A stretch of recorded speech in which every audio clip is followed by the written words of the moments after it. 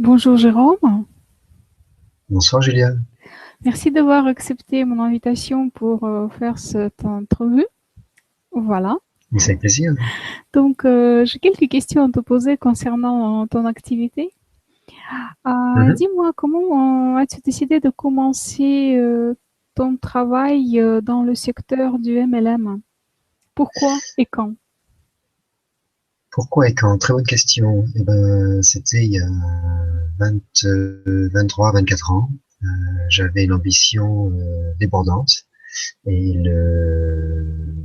être employé à l'époque c'était bien, mais il manquait quelque chose.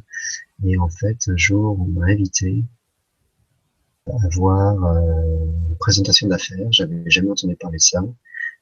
C'était une personne était en costard. C'était dans le sud de la France, c'était en plein été et à l'époque, il fallait absolument mettre un costard et la personne nous a montré cette. J'ai pas tout compris, mais j'avais compris assez pour démarrer. Et voilà, il avait fait plein de bulles, plein de chiffres sur son tableau blanc. Et j'avais 18 ans et je me suis dit, je peux faire beaucoup mieux que lui. D'accord. Et j'ai rien compris, mais je vais démarrer. J'avais compris qu'il y avait des produits, j'avais compris qu'on pouvait gagner de l'argent. Et je me suis dit, bah, je vais démarrer, je pourrais toujours chercher à comprendre après. Et voilà. Et à l'époque, c'était beaucoup plus compliqué que maintenant. Il n'y avait pas Facebook, il n'y avait pas de marketing en ligne. Et en plus, les conditions, il fallait 20 clients pour se qualifier, 20 clients minimum pour se qualifier. Il fallait recevoir les produits chez soi, il fallait aller les porter chez la cliente ou chez le client. Voilà, c'était vraiment la préhistoire de la vente directe. Et mais j'ai trouvé que c'était une école de la vie et une école du développement personnel qui était géniale. Et c'est vrai que j'ai toujours fait à mi-temps du marketing de réseau ou autrement dit du MLM. D'accord. Et comment as-tu réussi à gagner tes premiers 2000 euros, 2000 ou 3000 euros, enfin, on va dire une somme importante? Et ben c'était justement dans cette première société. Et j'ai presque pris mon registre du commerce. Et donc j'avais une petite équipe, j'avais mes clients. À l'époque, les commissions du volume personnel, plus se faisait que et c'était génial d'avoir une équipe, d'aller les voir un peu partout en France. Et, euh, et c'est vrai que d'avoir des revenus, d'avoir un retour sur investissement après être monté dans la voiture, après être allé les voir. Il faut savoir que c'était en 93. Encore une fois, on n'avait même pas de téléphone portable, pas d'internet. Donc s'il fallait communiquer, ben, il n'y avait pas Skype, hein, donc il fallait monter dans la voiture et puis aller voir les gens et d'avoir des commissions sur le réseau, donc un retour sur investissement, c'était fabuleux. Donc oui, c'était avec cette première. Il y en a eu d'autres et la dernière en date est celle que je fais actuellement. Et voilà, c'est le même, c'est la même motivation, c'est la même. Et puis c'est de voir les gens douter au début et puis d'avoir leur première victoire. Ils ont leur premier client, ils ont leur premier distributeur. C'est fantastique. D'accord. Et comment as-tu trouvé, comment tu trouvais des clients? Est-ce que c'était des contacts froids ou tu contactais les gens que tu connaissais pas ou tu as commencé par les gens que tu connaissais plutôt? Oui, j'ai commencé par les gens que je connaissais. Ma première cliente, ça a été ma grand-mère. Donc j'ai fait très fort. Et, euh, et, et en fait, j'ai fait mon marché chaud. Et j'ai appris plus tard, lors de conférences, d'où l'utilité d'aller voir des conférences, de se former auprès des autres. J'ai appris des petites phrases qui font qu'on peut aller voir des gens qu'on ne connaît pas forcément. Mhm. Euh, et donc, une phrase que j'utilise tout le temps, toujours à l'heure actuelle, c'est quand les gens vous les rencontrez, vous n'avez pas vu depuis très longtemps, c'est pas forcément des amis, c'est des gens que vous connaissez, euh, beaucoup de loin plutôt que de près. Et oh, qu'est-ce que tu deviens? Et là, je dis, ben, j'ai démarré une petite entreprise. D'ailleurs, je cherche des gens pour me donner des retours et ça vous dirait de voir un petit peu ce que je fais et puis me dire ce que vous en pensez. Et les gens sont tellement curieux et à la fois leur ego fait qu'ils veulent absolument critiquer. Ça ne veut pas dire négativement, mais donner, avoir un esprit critique de ce que fait la personne. En général, le rendez-vous est facilement pris et, et donc 3 fois sur 4, il y a une vente à la fin. Très bien, donc c'était ça c'est bien, enfin, ça se passait bien plutôt. Oui, ça se passe bien et c'est vrai qu'en fait, je dis pas, j'ai des produits à vous vendre. Je dis, est-ce que vous pourriez m'aider? Est-ce que vous pourriez m'aider? Je démarre quelque chose, donc jouer la carte de l'humilité, jouer la carte, j'ai besoin de votre aide. Est-ce que vous seriez prêt à m'aider?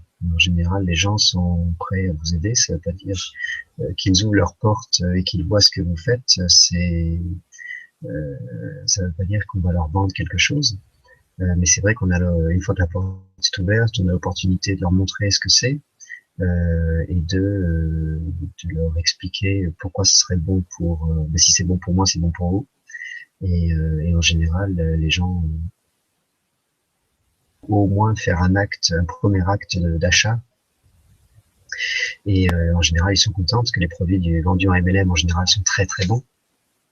Et, et donc, il y a un deuxième ou troisième achat qui suit derrière. D'accord. Et qu'est-ce que dans ton travail, qu'est-ce qui était facile pour toi? Je dirais parler aux gens. Ça, c'était facile. Ce qui était moins facile, et ça a pris des années, c'est de les écouter, d'avoir de l'empathie et voilà, de savoir écouter les gens, de savoir se calmer, respirer, poser et de laisser parler les gens et poser les bonnes questions et de s'intéresser à eux. Donc là aussi, c'est venu avec en lisant des livres comme Comment se faire des amis par, je crois que c'est Carnegie qui a écrit ça, euh, et autres livres de développement personnel où on se dit ah oui c'est vrai que je laisse pas parler les gens, ah c'est vrai que je pourrais m'intéresser à eux et si en général quand on s'intéresse aux autres, les autres s'intéressent à vous. Donc c'est là où au niveau développement personnel j'ai appris énormément et encore ça a pris des années parce que je suis dur, je suis lent à la détente. D'accord, oui. Et, et voilà. Mais c'est vrai que la facilité, c'était de parler aux gens. Euh, et ce qui a pris du temps, c'est la manière et ce qu'il faut dire aux gens. Mais ça se développe, l'empathie. Il suffit de pratiquer. Donc c'est vrai que pour aider quelqu'un, on doit d'abord comprendre la personne, comprendre ses besoins. Tout à fait. Ouais. Jérôme, qu'est-ce que tu pourrais conseiller à ceux qui souhaiteraient commencer une telle activité, créer une petite entreprise dans le secteur du MLM? Ben, je leur conseillerais de faire des recherches euh, sur Internet, parce que c'est maintenant le réflexe, de faire la part des choses, parce que sur Internet, vous allez toujours trouver du négatif, mais faire la moyenne. Si vous trouvez 7 revues qui disent que c'est bien et 3 revues qui disent que c'est mal, et ben en faisant la part des choses, vu que de toute façon, il y aura 100% ça n'existe pas, parce qu'il y a toujours des gens jaloux ou des gens qui vont mettre la part des choses. Vous allez sur le site de la société, vous essayez de voir si, premièrement, vous avez une protection. Est-ce qu'en tant que distributeur, vous êtes protégé? Est-ce que vous avez des droits? Euh, est-ce que le réseau, est-ce que la société a le droit ou pas de quitter le réseau? Est-ce que les produits sont uniques? Est-ce que les prix sont est-ce que les produits pourraient se vendre ailleurs? avec les prix pratiqués, est-ce que ça se vendrait sur un circuit long traditionnel, donc en magasin.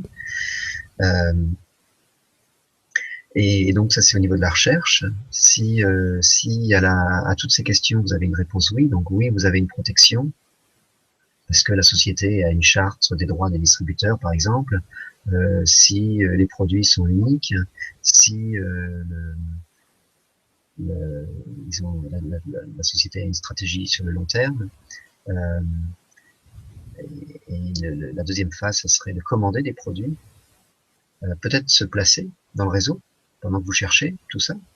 Il y a des moyens de se placer en général peu cher, et parce que vous savez pas qui dans une demi-heure ou dans une heure ou le lendemain va prendre une position, et c'est peut-être quelqu'un de très très fort. Là, vaut mieux que vous soyez au-dessus qu'en dessous.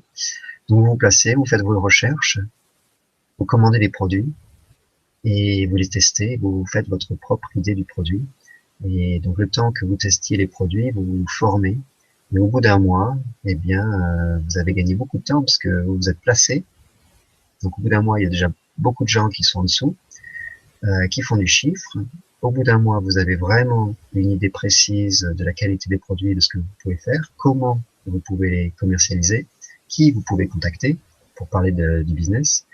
Et voilà, donc en fait, vous n'avez pas perdu de temps, vous n'en avez pas encore parlé à personne, donc vous n'êtes pas grillé, on va dire, auprès de vos amis.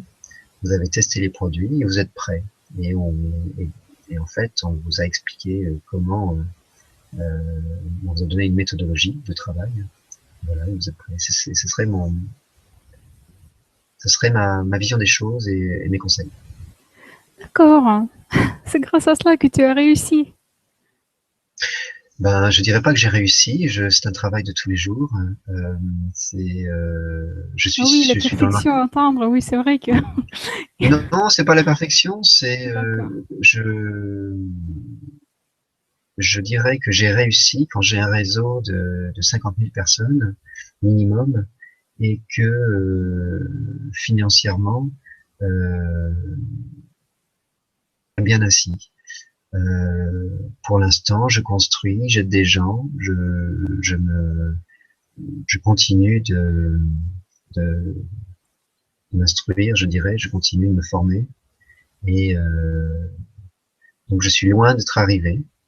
Je suis en route, je suis en marche. Voilà. Je suis en mouvement. Oui. Merci beaucoup, Jérôme. C'était très intéressant et je pense que ça sera surtout très utile. Donc, pour les gens qui souhaiteraient commencer. Ben, ça avec plaisir, ça avec plaisir, et puis ça avec plaisir de faire d'autres exercices de genre quand tu veux. Merci, Jérôme. Je suis sûre qu'un jour, on refera un autre entretien, enfin, sur d'autres sujets, on verra bien sur lesquels, D'accord. voilà. Je te remercie beaucoup. À très bientôt. Au Merci, revoir, Jérôme. Julia. À très bientôt.